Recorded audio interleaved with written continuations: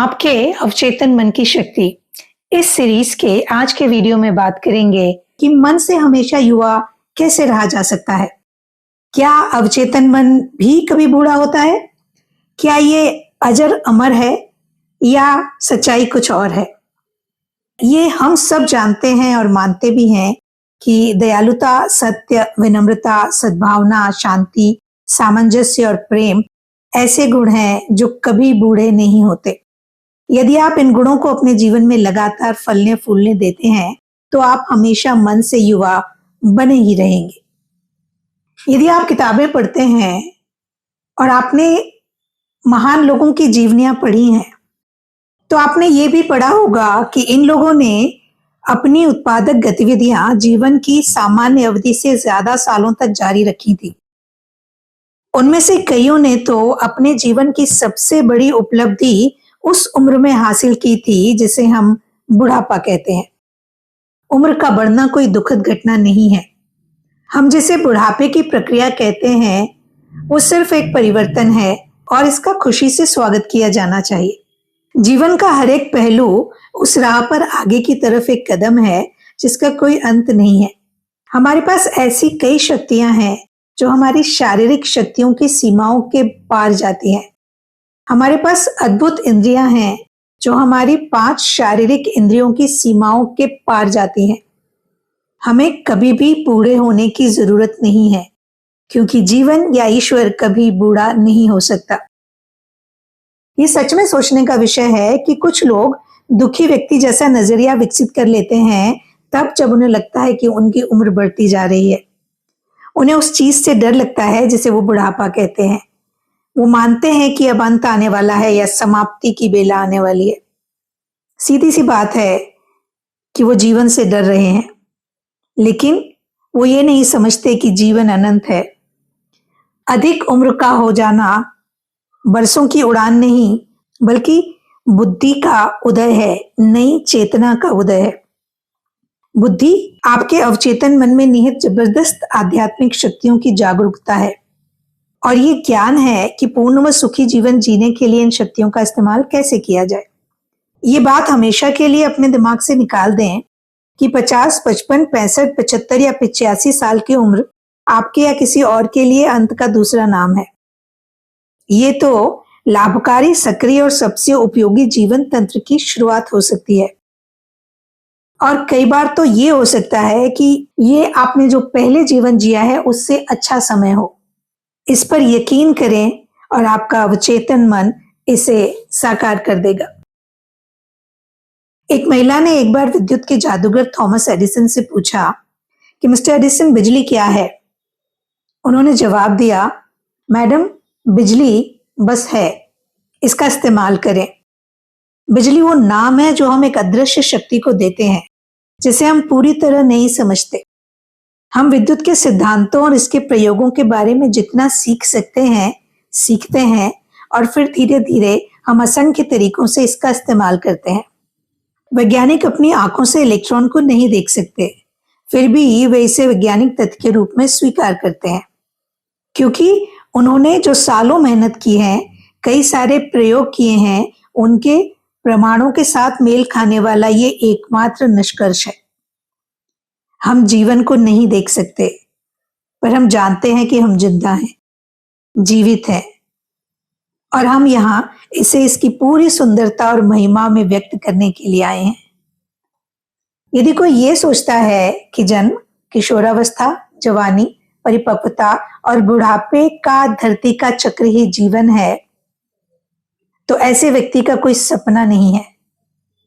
उसे किसी भी चीज की उम्मीद बहुत कम है। इस तरह के व्यक्ति के लिए जीवन का कोई अर्थ नहीं है। इस तरह का विश्वास कुंठा लाता है, ठहराव लाता है, निराशा लाता है और ये निराशा न्यूरोसिस और सभी तरह के मानसिक विकारों की ओर ले जाती है। क्या होगा जब आप टेनिस का तेज मैच नहीं खेल पाएंगे? क्या होगा जब आप बच्चों जितना तेज नहीं तैर पाएंगे? क्या होगा जब आपका शरीर धीमा हो जाएगा या आप दूसरों से धीमी चाल चलेंगे? याद रखने वाली बात यह है कि जीवन रोज नया चोला बदलता है। जिसे लोग मौत कहते हैं वो जीवन के एक अन्य आयाम में एक नए शहर की यात्रा करने जैसा है। हमें हमारी बढ़ती हुई उम्र को कृतज्ञता से स्वीकार करना चाहिए। हर उम्र की अपनी महिमा, सुंदरता और नियामत होती है। कवि और दार्शनिक रॉल्फ वॉल्डो इमर्सन ने कहा था, हम तब तक किसी इंसान के साल नहीं गिनते हैं जब तक कि उसके पास गिनने को और कुछ न बचा हो। आपका चरित्र, आपकी आस्था और आपका विश्वास कभी भी नष्ट नहीं किया जा सकता। आप उतने ही युवा हैं जितने आप खुद को मानते हैं। कभी भी ये सोचकर किसी अवसर को ना कहें कि मेरी उम्र इतनी ज्यादा है, मैं इसका लाभ नहीं ले सकता। यदि आप विश्वास कर लेते हैं कि आप खत्म हो चुके हैं, तो आपका अवचेतन मन उस विश्वास को स्वीकार कर लेगा और उसे हकीकत में बदल देगा। कुछ लोग तो 30 साल की उम्र में ही बूढ़े हो जाते हैं, जबकि कुछ 80 साल की उम्र में भी युवा रहते हैं। हमारा जो मन है वो ही सबसे बड़ा बुनकर है, आर्किटेक्ट है, डिजाइनर है और मूर्तिकार है। यदि आपने जॉर्ज बर्नार्ड शॉ का नाम सुना होगा, तो आपको ये भी पता होगा कि वो 90 साल की उम्र में भी पूरी तरह से सक्रिय थे। ये सुनकर बड़ा आश्चर्य होता है कि कई सारी कंपनियां उन लोगों को नौकरी पर नहीं रखती जिनकी उम्र 40 से ज्यादा है।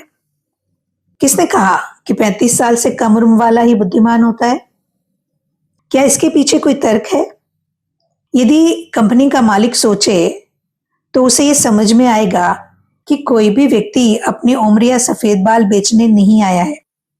वो अपने गुण, अनुभव और बुद्धिमत्ता को लेकर आया है, जो उसने जीवन के बाजार में बरसों के अनुभव से इकट्ठी की है।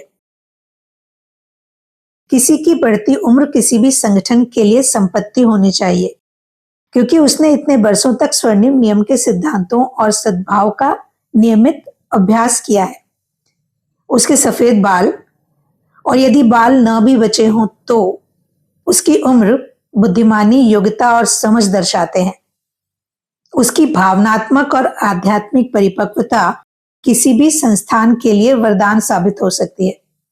जीवन के इस मुकाम पर वो कर्मचारियों की समस्याएं सुलझा सकते हैं, भविष्य की योजनाएं बना सकते हैं, निर्णय लेने और रचनात्मक विचारों के क्षेत्र में दूसरों का मार्गदर्शन करने में सबसे उपयोगी साबित हो सकते हैं, क्योंकि उनका इतने बरसों का अनुभव उनके साथ है। यहाँ एक और स्थिति के बारे में बात करना बहुत जरूरी है।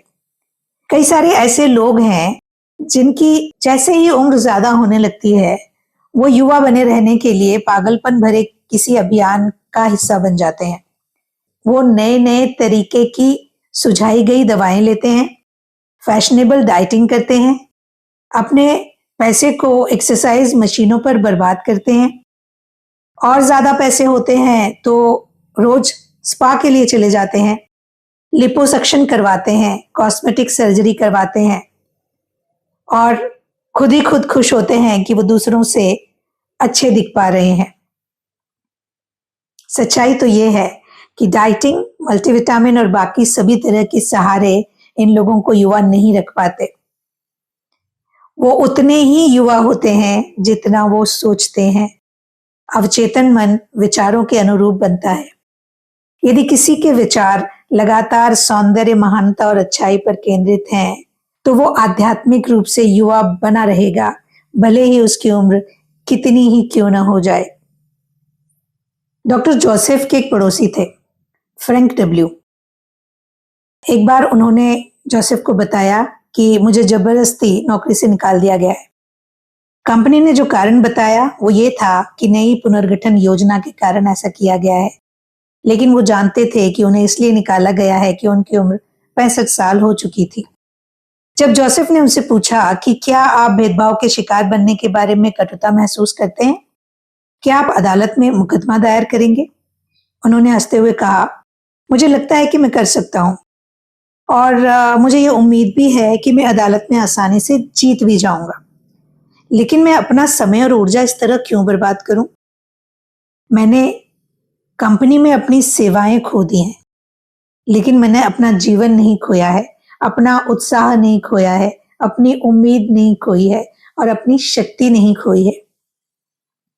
मैं इसे इस तरह देखता हूं जैसे मुझे अभी अभी किंडरगार्टन से फर्स्ट ग्रेड में प्रमोशन मिला हो। जोसेफ को समझ नहीं आया। जोसेफ ने पूछा कि आप कहना क्या चाहते हैं? फ्रैंक ने कहा, देखिए, जब मैंने हाई स्कूल पूरा किया था तो मैं कॉलेज पहुंच गया।